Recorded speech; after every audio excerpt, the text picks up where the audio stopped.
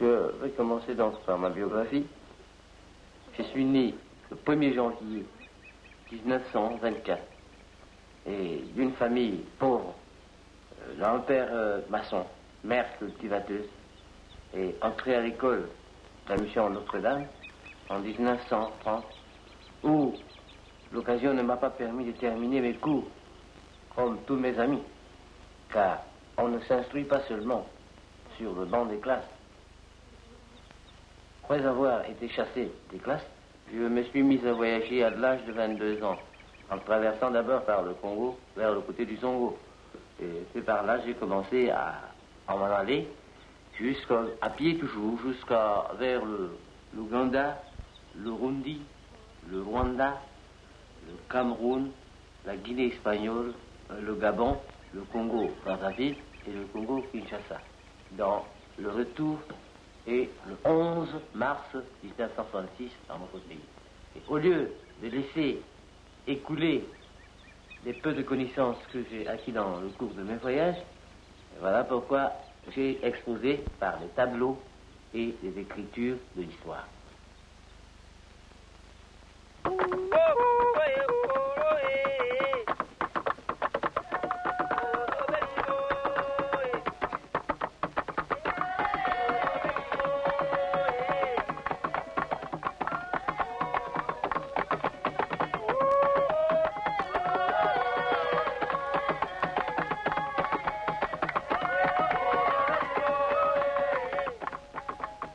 Pour vivre, nos ancêtres ont beaucoup de moyens.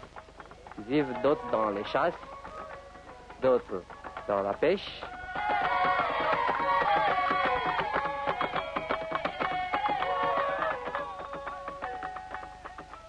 La culture.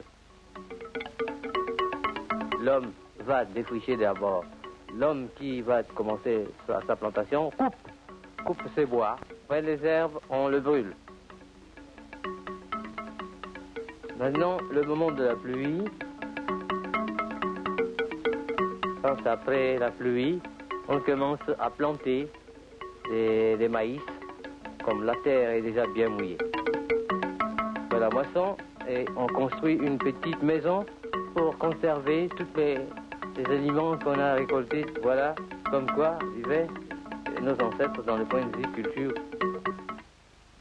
Dans le temps, nos ancêtres, leur marché n'est pas comme le nôtre. Il y avait des échanges seulement nature contre nature.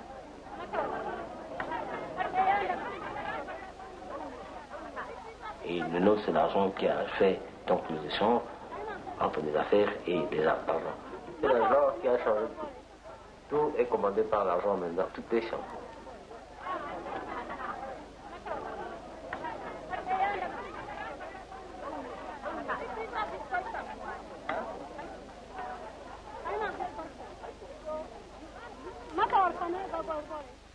Auparavant, nos ancêtres allaient creuser de rochers pour pouvoir trouver des pierres au cours de laquelle ils peuvent faire fondre pour avoir le fer.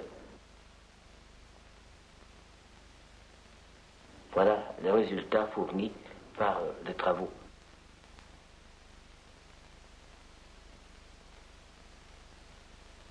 Tous les pays ont les moyens de pouvoir se déplacer. Voilà la naissance de la pirogue. Une fois que la pirogue est terminée de pouvoir creuser dans la forêt, on essaye de tirer la pirogue sur des petits arbres jusqu'à l'eau et jeter dans la forêt. Dans chaque clan, il doit y avoir un chef de famille. C'est devant ce chef de famille, quand il y a quelques discussions entre les familles, on se présente à ce vieux qui connaît la justice.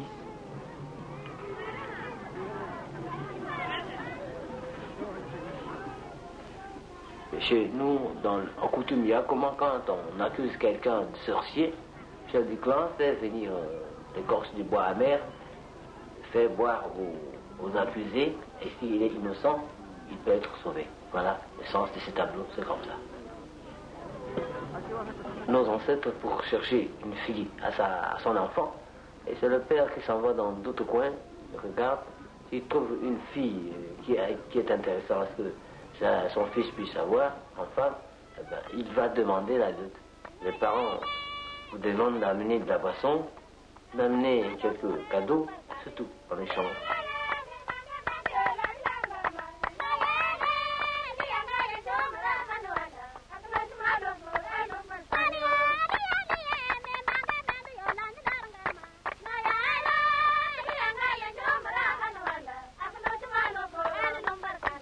Mais les jumeaux, ce sont des créatures que Dieu nous envoie dans le point de vue naissance. Les jumeaux apportent la chance, apportent le bonheur dans une foyer, dans une famille.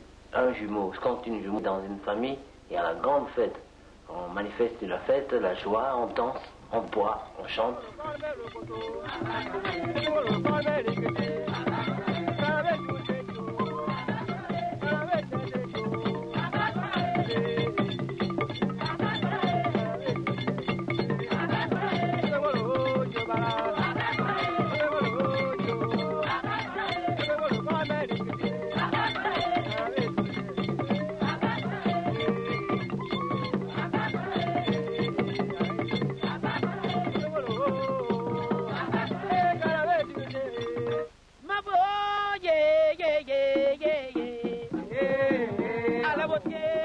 Vous savez, la guerre tribale, nos ancêtres, c'était ainsi que nos ancêtres comment se battaient entre eux, ennemi contre ennemi, lance contre lance. L'histoire de Rabat, celui qui avait mis notre pays, enfin en sac, dans les points de vue d'esclavagistes. Ces soldats incendient les villages, ces soldats maintenant cherchent un chasse et des esclaves, et ces soldats maintenant rassemblent les esclaves, et maintenant ils les conduisent au marché, comme des bêtes. C'est ainsi.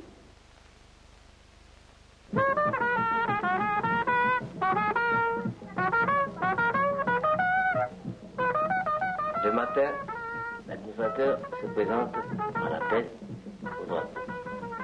L'administrateur envoie les gardes au village d'aller attraper des gens qui n'ont pas payé l'impôt.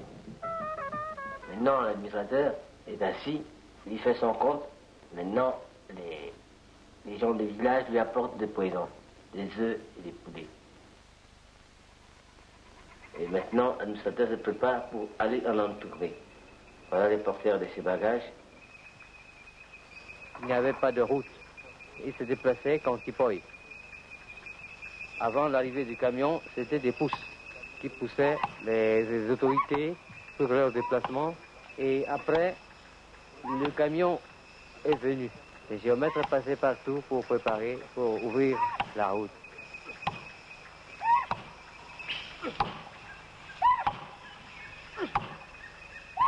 Si nous roulons aujourd'hui dans tous les véhicules équipés des roues en caoutchouc, c'est grâce aux efforts déployés par nos aïeux dans ces domaines à l'époque coloniale que nous le devons, la réalité.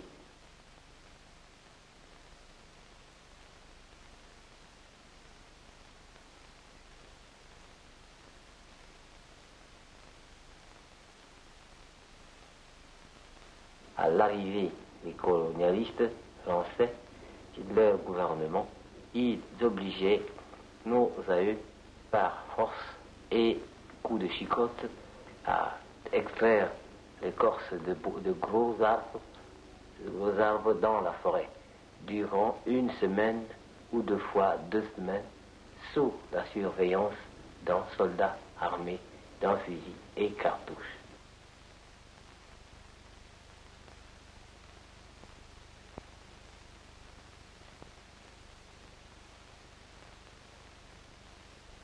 Autrefois, l'armée était appelée l'armée française. Actuellement, l'armée est appelée l'armée nationale centrafricaine. Voilà, ça sont des activités, le souvenir des activités du passé que les colonialistes faisaient chez nous. Voilà, pour ne pas le laisser perdre, j'ai gardé ça dans le tableau. Je suis né à l'époque coloniale, j'ai vécu dans l'époque coloniale, j'ai connu, j'ai vu. J'ai connu ça très bien.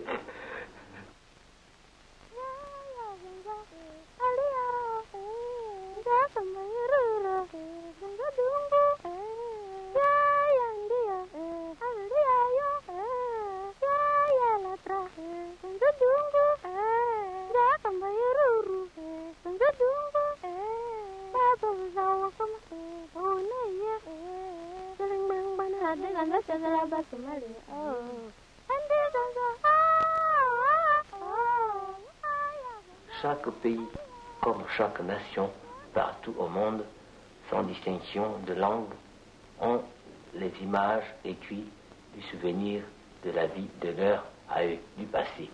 Et pourquoi pas, nous aussi de l'Ubangi RCA, expression. La tradition, c'est à cette histoire philosophique et les images sont dues au crayon et pinceau de Clément Marie Biazin, artiste peintre centrafricain.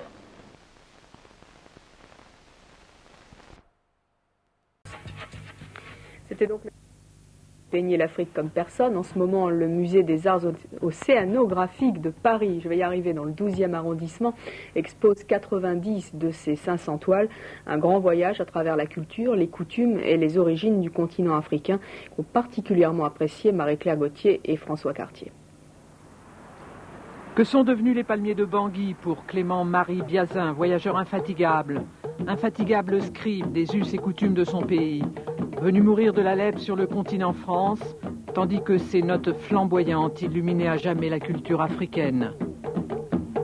Je suis né le 1er janvier 1924 et d'une famille pauvre, d'un père maçon, mère cultivateuse, et entré à l'école de la mission Notre-Dame en 1930, où l'occasion ne m'a pas permis de terminer mes cours comme tous mes amis, car on ne s'instruit pas seulement sur le banc des classes.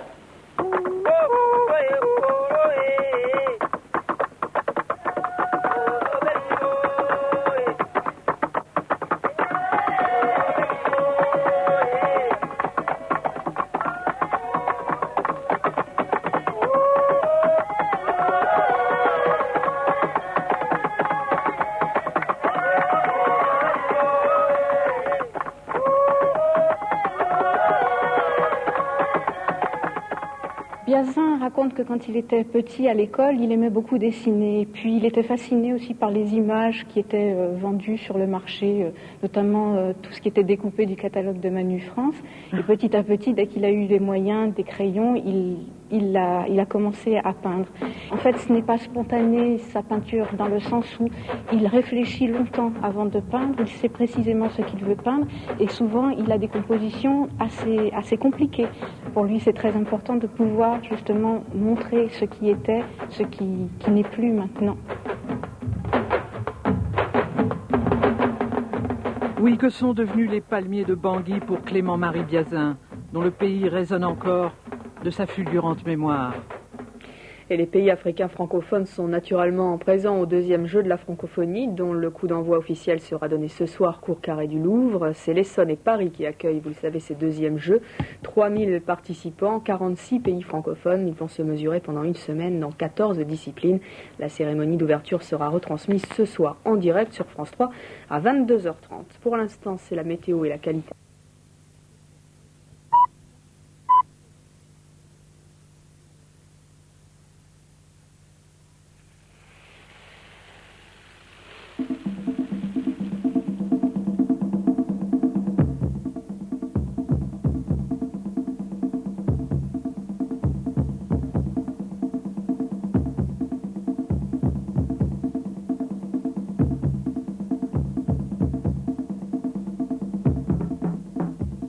Clément-Marie Biazin, peintre et conteur. C'est le nom de l'exposition présentée au Musée des Arts d'Afrique et d'Océanie à Paris. Assurément, il y a du peintre et il y a du conteur chez cet artiste centrafricain né à Bangui en 1924, mort à Paris en 1981. Le temps des ancêtres, les rites et les danses, l'époque coloniale et les contes animaliers sont des thèmes chers à Biazin qui mêlent l'écrit et l'image dans de complexes compositions qui l'éloignent définitivement d'un art dit naïf. Quand on regarde ces tableaux, on s'aperçoit à quel point la composition est réfléchie, comment les thèmes sont disposés de façon très savante. Et donc ça le situe assez loin finalement d'une peinture naïve qu'on pourrait qualifier d'anecdotique, ce qui n'est pas du tout le cas de Biazin. Clément-Marie Biazin en 1967. Des images tournées par Robert Sève, alors coopérant à Bangui, propriétaire aujourd'hui d'une grande partie des œuvres de l'artiste. Clément-Marie Biazin est un homme que j'ai rencontré tout à fait par hasard et qui un jour s'est présenté dans mon bureau et m'a raconté une histoire qui m'a semblé extraordinaire. Il avait 42 ans, il venait de revenir dans son pays d'une vingtaine d'années de voyages qu'il avait fait à pied sur toute l'Afrique centrale, parcourant bien sûr son pays, la Centrafrique, mais le Tchad, le Congo, Brazzaville, le Congo-Kinshasa, le Gabon. Il avait vécu longtemps au Rwanda, qui est un pays qu'il aimait beaucoup.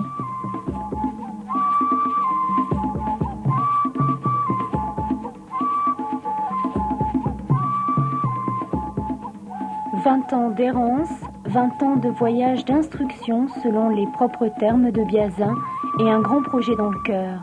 Raconter, retranscrire, fixer sur des tableaux les traditions et la richesse de ces civilisations africaines.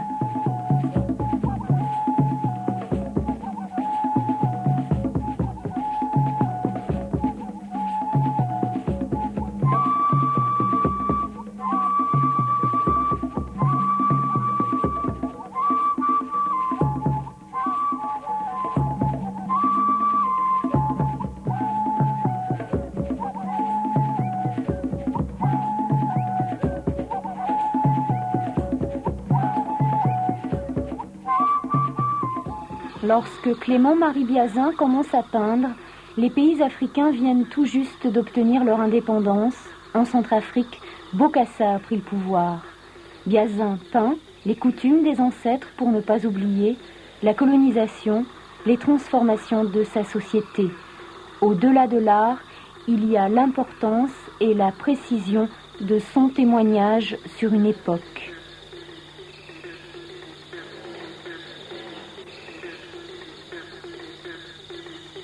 Sa démarche était une démarche comparative, analytique. Il prenait les scènes, il décortiquait des faits, que ce soit des faits coutumiers, il les comparait à ce qui se passait après. L'intérêt étant que lui, au contrario des ethnologues professionnels qui étaient tous blancs, lui, il était noir et il savait de quoi il parlait beaucoup plus et il l'avait vécu, si vous voulez, ce qu'il racontait. Il n'avait pas vu que ce qu'on lui avait bien voulu lui montrer.